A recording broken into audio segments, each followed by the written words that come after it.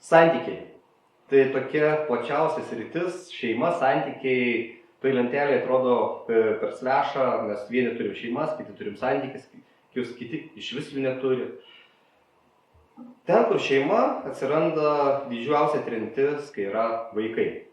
Dažniausia, nes atsiradus vaikams dėmesys persikėlė vaikus, atsirado rutinos, visi tie dalykai, vaikas rėkia, dar kažkas.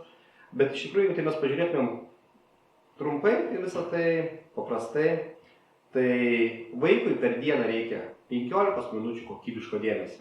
Neskrulinant telefonę ir vieną ranką žiūrint kartu, ar nusisukus pjaustant kažką, tai, bet atsisės su jo padėlioti lego, gal pažaist su lėlė, būtent to laiko skirto jam.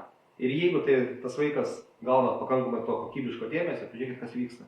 Atsisėdo, pradėjo žaisti, sakys, tėte, aš čia pats, mama, aš pats, aš pati.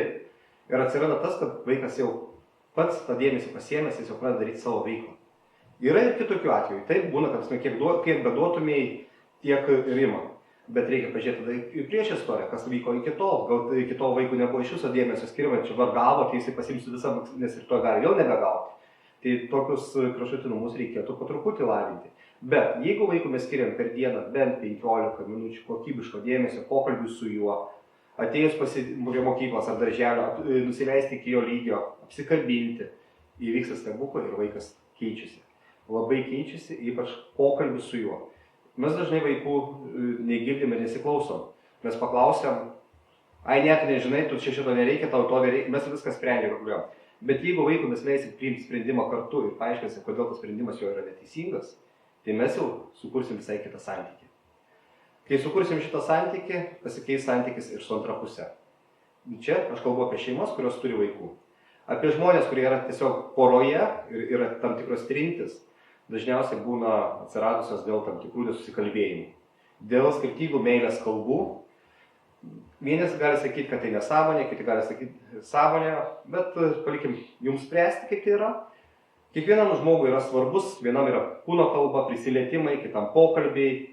Skirkim tas kelias minutės per dieną, jeigu antra pusė nori kalbėtis, ramiai, nežiūrėdami telefoną, galim išklausyti jį, pasiklausyti, pritarti, nepritarti, išsakyti savo nuomonę, be patarimų, be teisimo, tiesiog pasakyti, ką mes galvojam. Ir leisi sakyti, o kartais užtenka ir patylėti, bet duodant ženklą, kad mes tai supratom.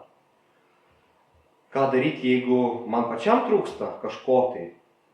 Dažniausiai būna ir toks momentas. Ir tai yra sudėtingiausia. Visų pirma, reikia suprasti savo jausmus ir kartais užtenka neiti prie žmogaus ir sakyti, apkabink mane. Ar pasikalbam, pakalbam, aš noriu su tavim tavo nuomonę išgirsti.